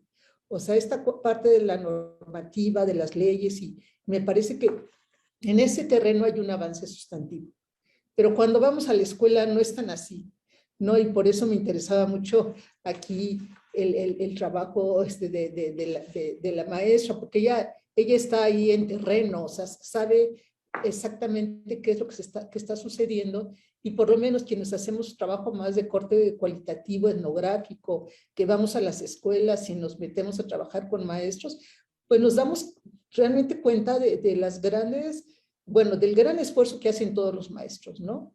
Con pandemia y sin pandemia. O sea, a mí me ha quedado muy claro que hay un compromiso así de los maestros por acompañar a sus alumnos independientemente de la situación en que se encuentran. Yo la verdad siempre he aprendido de los maestros bastante, y en ese sentido pues como mis respetos, ¿no? Pero ¿cómo podemos como a partir de lo que sucede en las escuelas impactar en estos programas? O sea, ¿cuáles son las prácticas, experiencias de inclusión que se están dando en nuestras escuelas y que pueden potenciar un poco un documento más de corte normativo? Entonces yo creo que en la medida que se logre articular desde lo que sucede en la escuela hasta la norma y hasta el artículo 3º, me refiero a normativa más escolar, hacia donde hay que trabajar, en particular a este programa de educación inclusiva, pero también en las políticas, bueno, en las reformas, ¿no? Porque cuando hablamos de modificación del artículo 3º constitucional, nos estamos refiriendo a reformas educativas. Entonces, este paso desde quien diseña las políticas hasta el aula, digamos, lo más importante, lo más valioso desde la perspectiva que yo vengo trabajando, pues es la actoría de los docentes. Y la actoría de los docentes, pues siempre, los estudios que yo tengo reportados, pues, digamos, sí incluyen, lo que estamos planteando es que la escuela tiene que ser un espacio de acogida a nuestros estudiantes. O sea, donde los alumnos van felices porque se sienten seguros, dado los ambientes de violencia familiar y violencia social que existe en nuestro país. Yo creo que si avanzamos en estos espacios de acogida, que sí los podemos observar en varias de nuestras escuelas, pues sería como muy significativo, acompañado desde luego a los aprendizajes que deberían nuestros estudiantes lograr en cada nivel educativo. Yo creo que esta combinación de espacio de acogida y un énfasis importante a los aprendizajes escolares, pero también a los aprendizajes que se dan en la comunicación continua entre los niños con sus maestros y demás. Yo recuerdo que estábamos haciendo un estudio aquí en Santa Fe, en el pueblo de Santa Fe, en las escuelas primarias, y una profesora planteaba, es que da gusto que los niños hasta quieren venir sábado y domingo a la escuela. Imagínense lo que ha representado ese espacio de acogida en un contexto como el pueblo de Santa Fe. Entonces, y cuando vamos a telesecundarias donde no hay ni programa, ni tecnología, absolutamente nada, bueno, pues la escuela es un espacio de acogida, pero también es un espacio de intercambio y producción de conocimiento. Entonces, yo creo que no solamente el derecho a la educación tiene que ver con el derecho a la escuela, sino el derecho de aprender dentro y fuera de la escuela. Yo creo que si avanzamos por ahí, yo creo que daríamos un salto muy grande. Pues eso sería mi opinión. Bueno, felicidades nuevamente a todas y todos, felicidades, bueno, a Arce, que siempre está pensando qué tema es importante colocar, y desde luego a Ale Luna, quien está pues coordinando esta sesión. Saludos. Muchísimas gracias, Meche. Pues sí, muchísimas cosas que nos deja como siempre para reflexionar y repensar desde otras perspectivas y desde, pues sí, desde el derecho a la educación, ¿no? Arce, ¿tú qué nos puedes comentar? No, bueno, pues tengo como 80 notas que tomé. Me encanta. Gracias por venir a este seminario. Y justamente creo que tenemos que conversar mucho, ¿no? Y este espacio, bueno, intenta hacer eso, ¿no? Por supuesto, no tenemos las respuestas, ¿no? Tenemos más preguntas que respuestas, pero, bueno, primero me parece bien interesante, ¿no? Voy a comentar un poquito de lo que cada una dijo, ¿no? Que Leslie nos haya comentado que, bueno, nos hace falta información, ¿no? Pero creo que este trabajo que hicieron con UNESCO para hacer este diagnóstico es fantástico, ¿no? Porque además recoge el trabajo de directrices, que es un trabajo que tomó muchos años, ¿no? Y que justamente abona a sistematizar lo que se hizo por años en el eje de inclusión específicamente, ¿no? Porque el INE trabajaba con la bandera de equidad e inclusión educativa como una de las prioridades, pensando que no podría haber calidad educativa si no era para todos, ¿no? O sea, entonces, el trabajo de directrices indígenas, de niños, hijos de jornaleros agrícolas migrantes, el tema de media superior, donde Leslie, por cierto, trabajó con Valura Consultoría, con Carlos Mancera y con otros colegas en el levantamiento de una encuesta muy importante para ver cómo se estaba implementando la estrategia Yo No Abandono, ¿no? El movimiento Yo No Abandono, ¿no?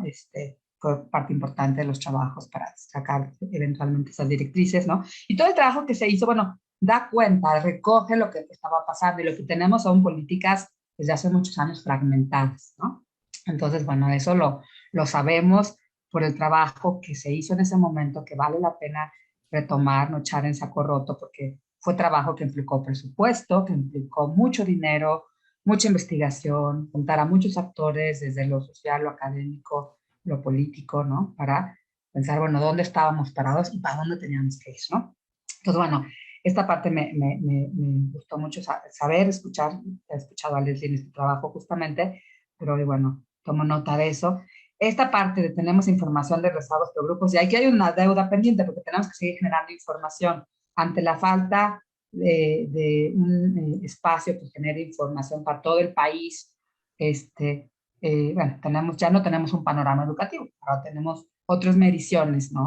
Pero necesitamos ir generando información que la generamos a partir de la estadística 911 sin duda, pero necesitamos también evaluaciones, que ese es el punto, ¿no? Evaluaciones de aprendizajes, evaluaciones de la escuela, evaluaciones del currículum, evaluaciones de políticas, ¿no? Que es lo que yo hago, ¿no? O lo que hacía más en el INE, pero ahora más desde el análisis de política pública, porque no tengo dinero para hacer evaluaciones, ¿no? Desde la academia a veces es más difícil, ¿no? Pero bueno, me parece que es muy importante, bueno, tener este gran diagnóstico y justamente para poder hacer una propuesta, ¿no? Una propuesta y una propuesta política.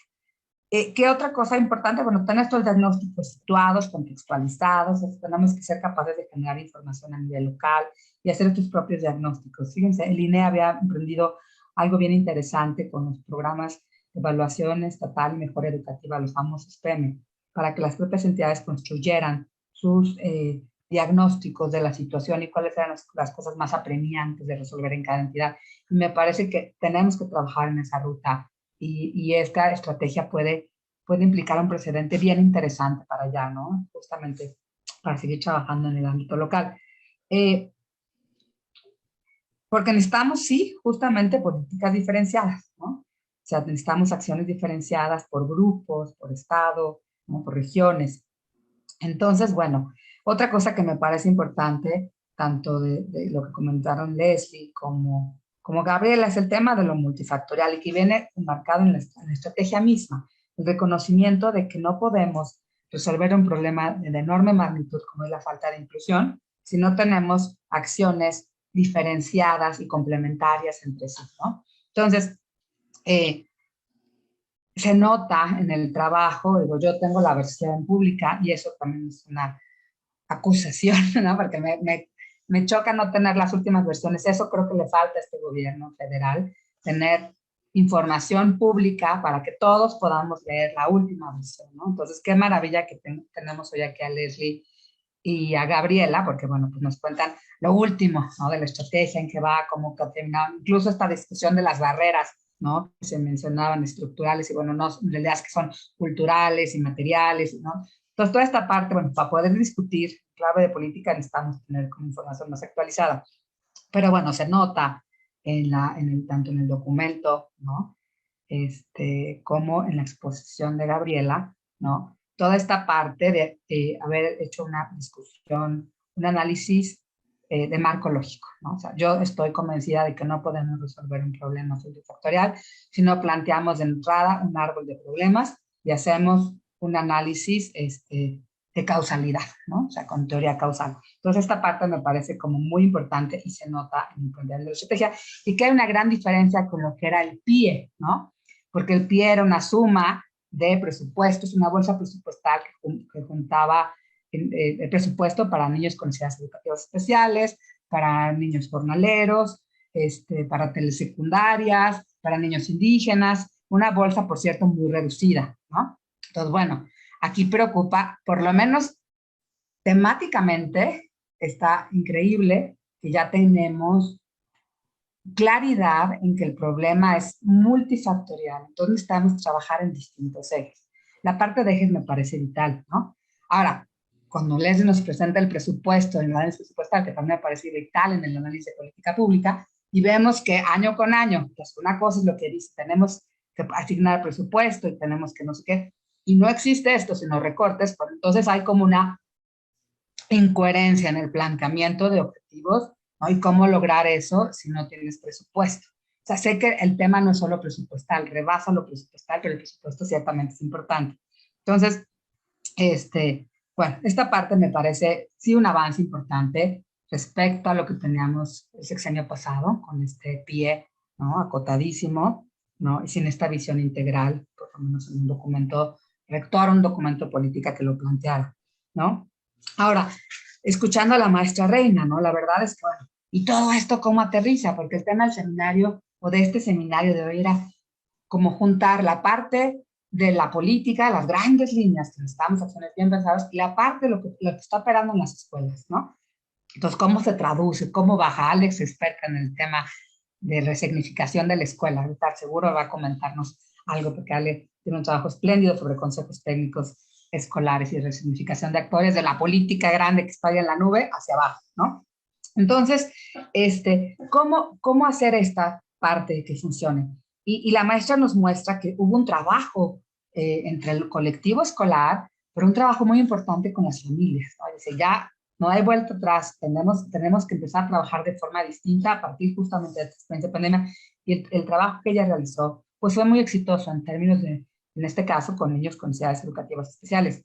Pero bueno, el tema de inclusión compete a los niños con necesidades educativas especiales, a los niños indígenas, a los niños migrantes, a los niños de muchos tipos, ¿no? A todos los niños y niñas de México. Entonces, bueno, su trabajo creo que nos puede dar luz, pero pensar esto, ¿no? ¿Cómo conectar? Y entonces,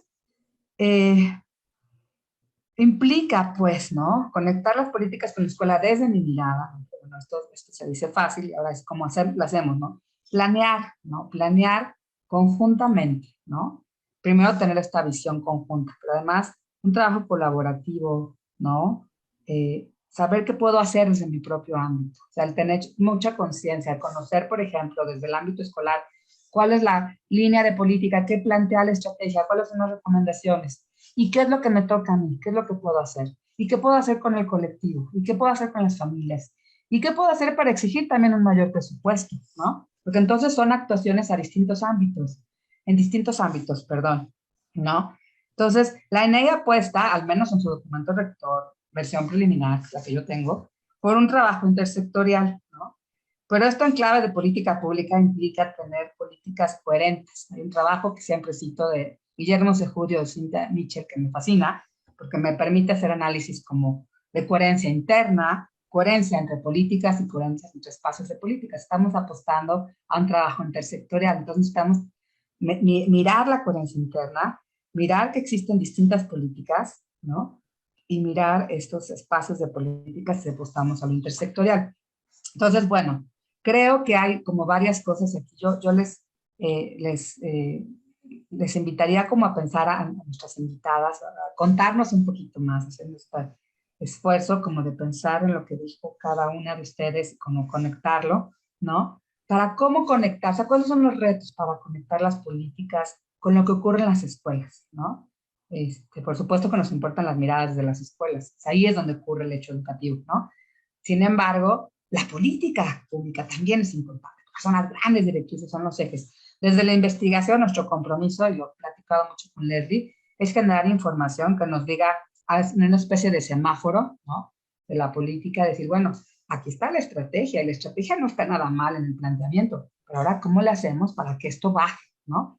¿Qué tendríamos que estar mirando? Presupuestos, acciones, ¿no? Trabajo como conjunto. Bueno, pues eso, ¿no? Son algunos de los comentarios que pienso a partir de que las escucho. De verdad, muchísimas gracias por aceptar esta invitación y por venir a platicar hoy con nosotros.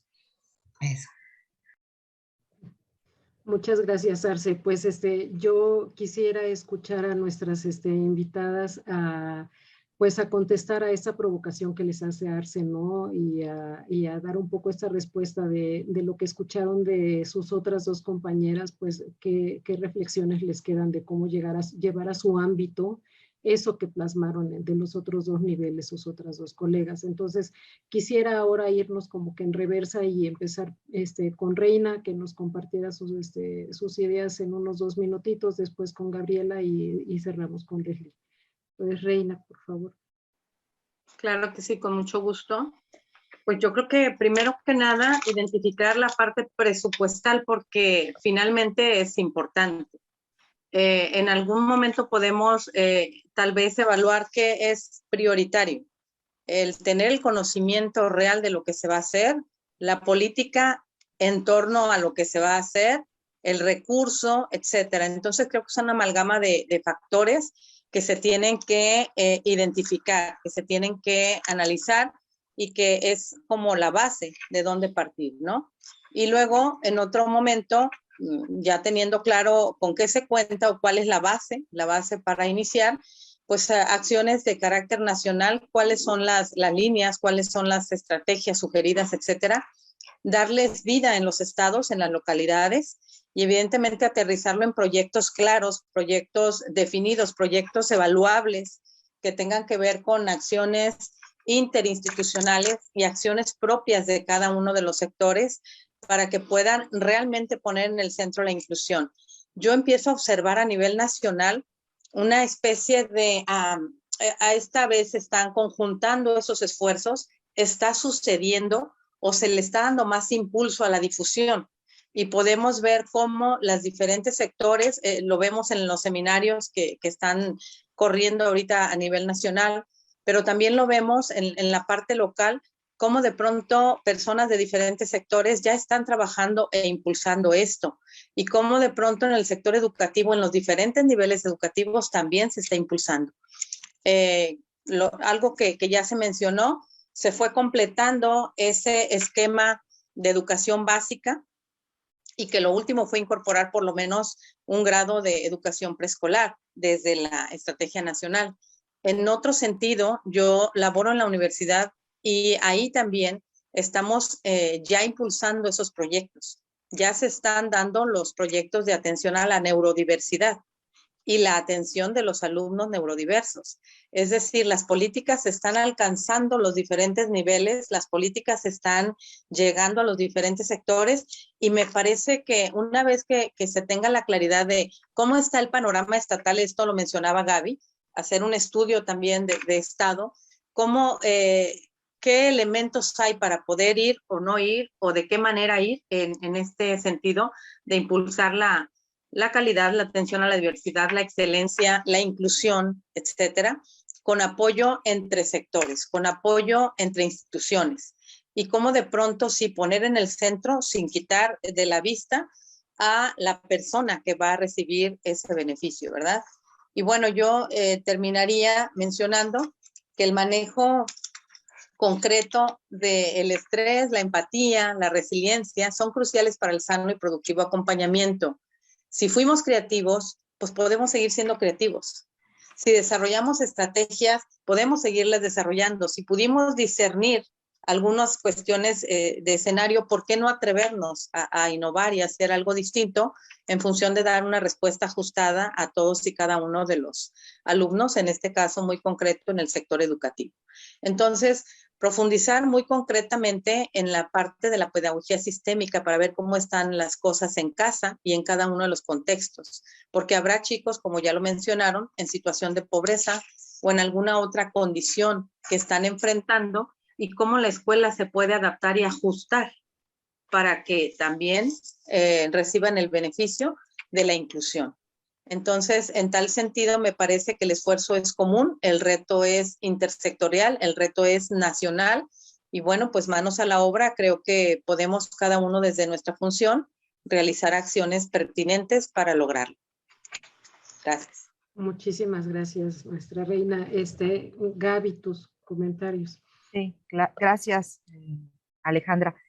Pues a ver, lo que quiero, como tal vez no lo dije en la primera participación que tuve y me gustaría aprovechar el momento para como reflexionarlo, es que la estrategia nacional, quede la versión anterior o quede una nueva o la que quede, tendría que ser en realidad un marco muy general de trabajo, perdón, más que un marco de trabajo, tendría que ser un marco conceptual que organice y defina las grandes ideas, las grandes políticas, para que éstas se lleven a cabo a través de otros instrumentos.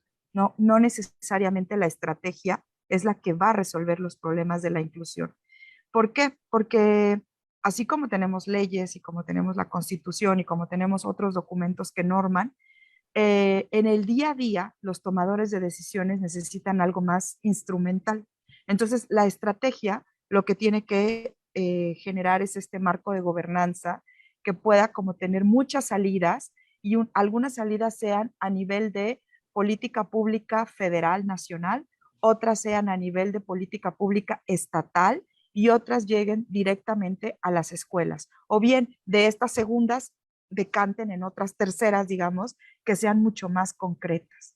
Por ejemplo, cuando decimos en la línea de acción de modelos de atención, ¿no?, incluyentes, tenemos que repensar cómo es que está diseñado todo el parámetro para generar los aprendizajes, la enseñanza, la evaluación de los aprendizajes en la escuela, cómo capacitamos a los maestros para que estos realmente se vuelvan actores educativos incluyentes o con una visión incluyente. Pero eso no va a suceder porque la estrategia lo diga, eso va a suceder porque al que le toque hacerlo, digamos, tenga este referente conceptual o esta, no quiero usar la palabra, pero tenga esta instrucción y que esa instrucción se convierta en un formato, en una frase, en un protocolo de actuación, en un reglamento. Entonces creo que es ahí donde vamos a encontrar realmente la operatividad.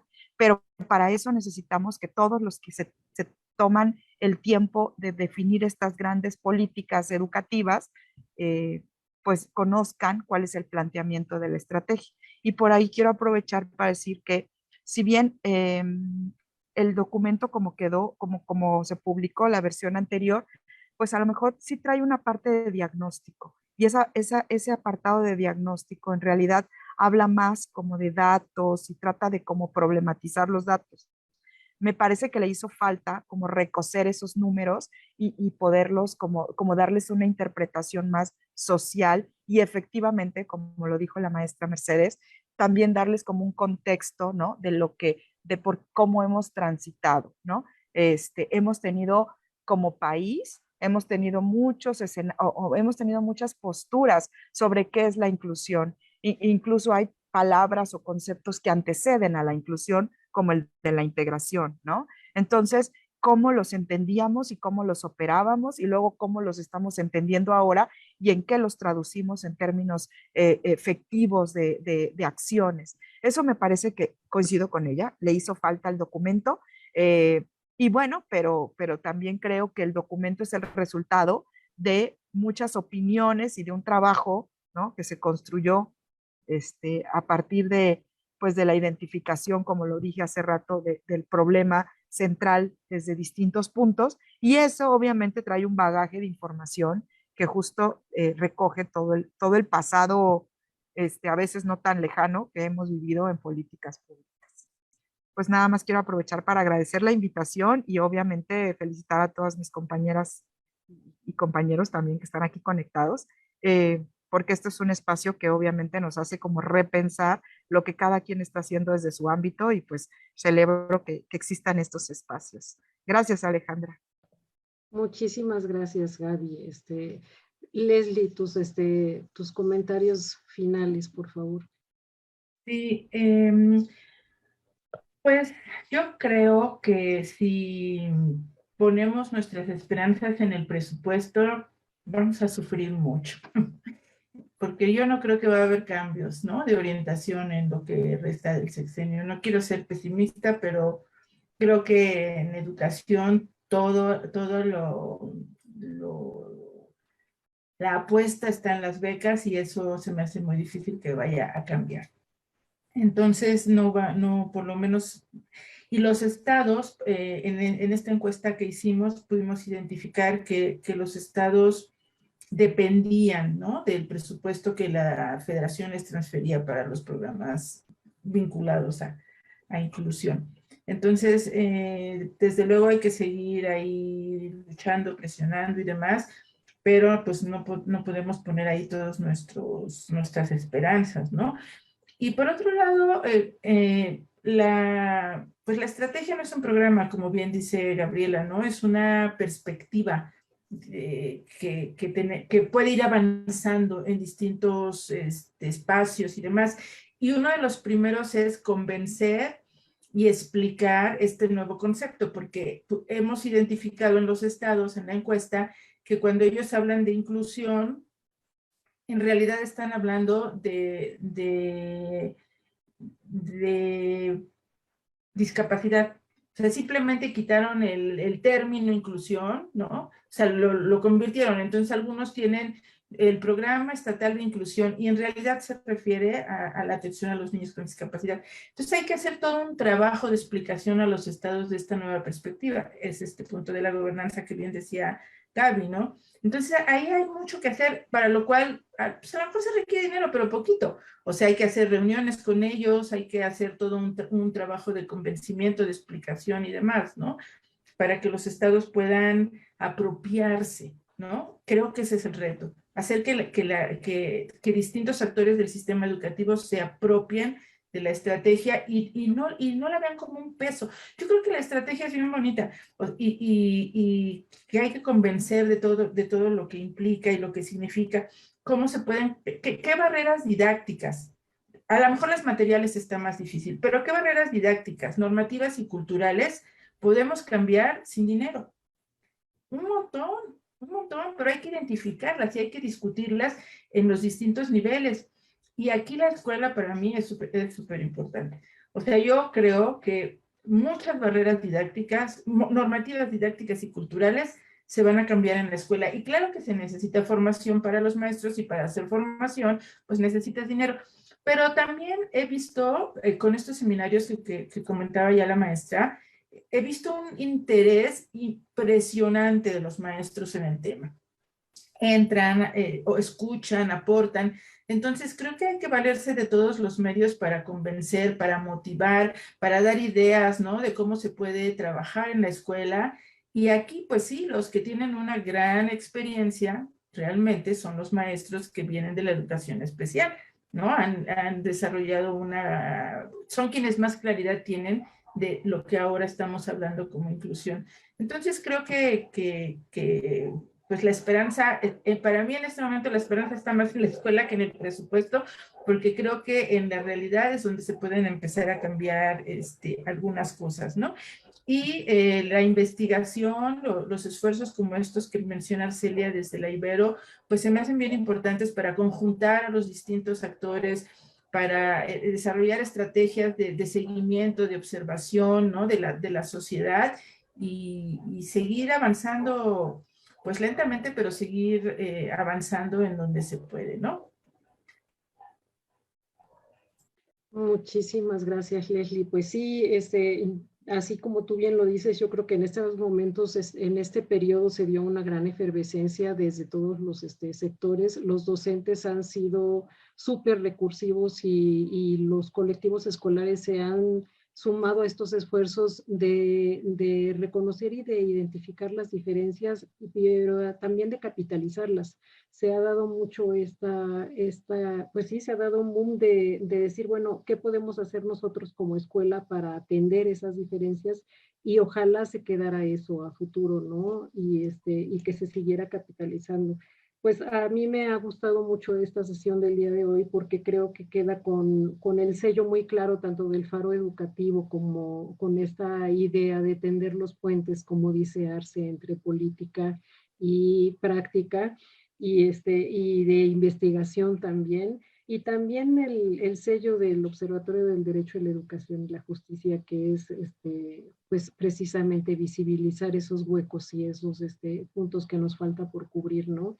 Entonces, yo quisiera invitar al público a que nos y compartiera sus dudas, sus inquietudes, aquí a los que tenemos en la sesión de Zoom. No sé si alguien quisiera compartirnos algo. Tenemos por acá también ya una preguntita en Facebook, pero no sé si antes de abrir esa pregunta, alguien más aquí en Zoom quisiera o tuviera alguna duda, alguna inquietud, algún comentario.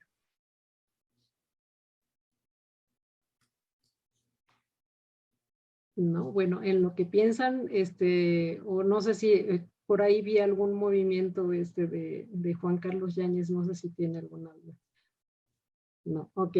Entonces, nos preguntan por acá, bueno, muchas felicitaciones desde el Facebook, en especial a la maestra Reina, y también le preguntan a la maestra Reina si nos puede repetir, por favor, los 4 ejes de los que hablaba en el libro.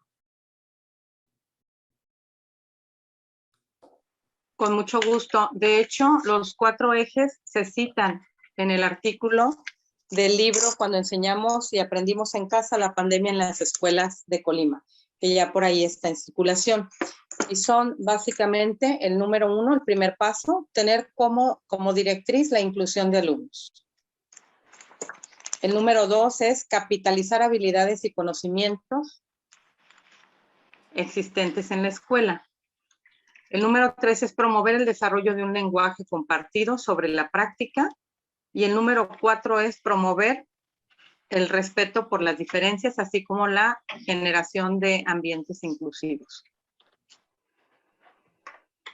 Esos son los 4 elementos, los 4 pasos. Y evidentemente nada más decir que sí, efectivamente hay que abonar en mucho a lo que es la cuestión de las didácticas para la inclusión. Entonces, la parte instrumental me parece que ayudaría bastante. Gracias. Muchísimas gracias, maestra. Pues muchísimas gracias de veras a todas y cada una de ustedes, Leslie, Gabriela, Reina. Creo que nos quedamos con muchísimas cosas y con muchas tareas otra vez pendientes desde cada ámbito, desde cada uno de estos niveles.